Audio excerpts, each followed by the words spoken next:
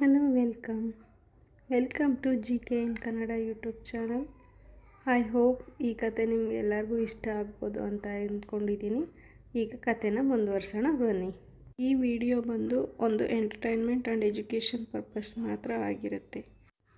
ನನ್ನ ಆಫೀಸಿನಲ್ಲಿ ಒಬ್ಬ ಕ್ರಿಶ್ಚಿಯನ್ ತಿಳಿ ಕಲರ್ ಹುಡುಗಿ ಇದ್ದಳು. ಅವಳು ನೋಡಲು ಅಷ್ಟೇನು ಚೆನ್ನಾಗಿ ಇರಲಿಲ್ಲ. ತೆಳ್ಳದಾಗಿ ಉದ್ದವಾಗಿದ್ದಳು. ಅವಳನ್ನು ನೋಡಿದರೆ ಕಾಮಾಸಕ್ತಿ ಜಾಸ್ತಿ ಇರೋ ಅನ್ನೋ ಥರ ಹುಡುಗಿಯಾಗಿದ್ಲು ಅವಳು. ಅವಳಿಗೆ ಗಂಡಸರ ಮೇಲೆ ಮೋಹ ಕೂಡ ಜಾಸ್ತಿ. ನನ್ನ ಮೇಲೆ ಜಾಸ್ತಿ ಮಾತುಕತೆ ಹಾಗೂ ನಾನು ಫ್ರೀ ಇದ್ದಾಗ ನನ್ನ ಕ್ಯಾಬಿನ್ ಒಳಗೆ ಬಂದು ನನ್ನ ಹತ್ತಿರ ಹರಟೆ ಹೊಡೆಯುತ್ತಾ ನನ್ನ ಬೆನ್ನನ್ನು ಮುಟ್ಟುತ್ತಾ ಇದ್ದಳು. ಹೀಗೆ ಒಂದು ದಿನ ಅವಳ ಮೇಲೆ ನನಗೂ ಕೂಡ ಮೋಹ ಆಯಿತು. ನನಗೆ ಅವಳು ಒಮ್ಮೆ ಕ್ಯಾಬಿನ್ಗೆ ಬಂದಾಗ ಖುಷಿ ಆಗುತ್ತಿತ್ತು, ಹಾಗೆ ಯೋಚನೆ ಕೂಡ ಆಗುತ್ತಿತ್ತು. ಹೇಗಾದರೂ ಮಾಡಿ ಇವಳ ಮೈ ಮೇಲೆ ಬಿದ್ದು ಅನುಭವಿಸಿ ಬಿಡೋಣ ಅಂತ ಅನ್ನಿಸ್ತಾ ಇತ್ತು. ನಾನು ಮೊದಲೇ ಹೇಳಿದ್ದೆ, ನಾನು ನನ್ನ ಮನೆಯಲ್ಲಿ ಒಬ್ಬನೇ ಇರ್ತೇನೆ ಅಂತ.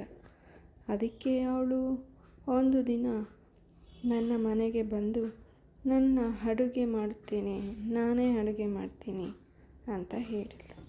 ಹಾಗೆ ಒಂದು ದಿನ ಸಂಡೇ ನನ್ನ ಮನೆಗೆ ಬರುತ್ತೇನೆ ಅಂತ ಹೇಳಿ ಅಡ್ರೆಸ್ ಕೂಡ ತಗೊಂಡ್ಳು. ನಾನು ಅವಳು ಬಂದಿದ್ದು ನೋಡಿ ಅವಳನ್ನು ಪಿಕ್ ಮಾಡೋಣ ಅಂತ ಹೋದೆ. ಅವಳು ಕೂಡ ಪಿಂಕ್ ಡ್ರೆಸ್ಸಲ್ಲಿ ವಿತ್ ಲೆಗ್ಗಿನ್ಸ್ ಹಾಕಿಕೊಂಡು ಬಂದಿದ್ಲು. ಅವಳ ಫಿಗರ್ ಹೇಗಿದೆ ಅಂತ ಅಂದರೆ ಮಧ್ಯಮ ಸೈಜ್ ಮಾವಿನಕಾಯಿ, ತಿಳ್ಕೊತೀರಾ ಅಂದ್ಕೊತೀನಿ.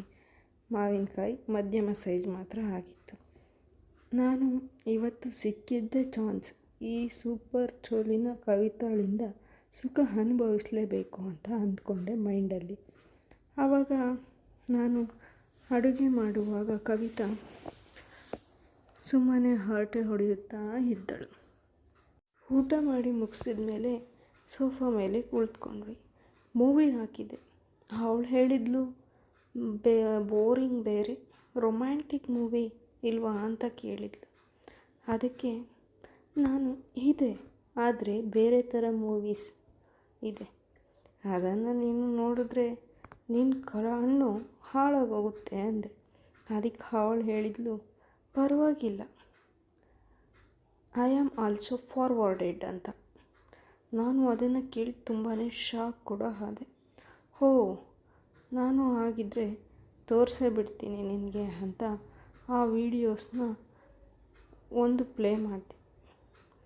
ಅದನ್ನು ನೋಡಿ ಕವಿತಾಳಿಗೆ ಚೊಲ್ಲು ತಡೆಯೋಕೆ ಆಗಲಿಲ್ಲ. ನನ್ನ ಪಕ್ಕ ಬಂದು ಕಮ್ ಆನ್ ಡಾರ್ಲಿಂಗ್ ಅಂದಳು. ನನಗೂ ಇದೇ ಬೇಕಿತ್ತು ಅಲ್ವಾ, ಯಾರಿಗುಂಟು ಯಾರಿಗಿಲ್ಲ ಎಂದು ನಾನು ಕೂಡ ಎದ್ದು ಹೋದೆ. ನಾನು ಒಮ್ಮೆಲೆ ಹಿಡಿದು ಅವಳ ಕೆನ್ನೆ ಬಾಯಿಗೆಲ್ಲ ಮುತ್ತು ಕೊಟ್ಟೆ. ಅವಳ ಜೊತೆ ಮುದ್ದಾಡಿದೆ.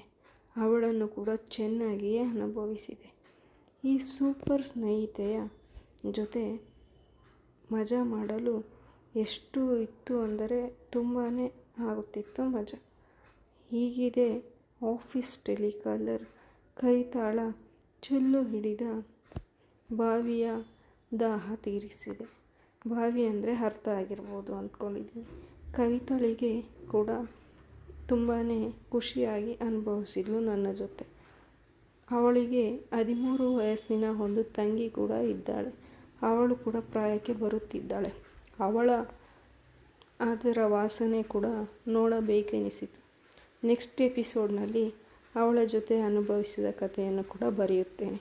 ಕತೆ ಇಷ್ಟ ಆಗಿದ್ದರೆ ಒಂದು ಲೈಕ್ ಮಾಡಿ, ಶೇರ್ ಮಾಡಿ, ಸಬ್ಸ್ಕ್ರೈಬ್ ಆಗೋದನ್ನ ಮರಿಬೇಡಿ. ಥ್ಯಾಂಕ್ ಯು, ಧನ್ಯವಾದಗಳು.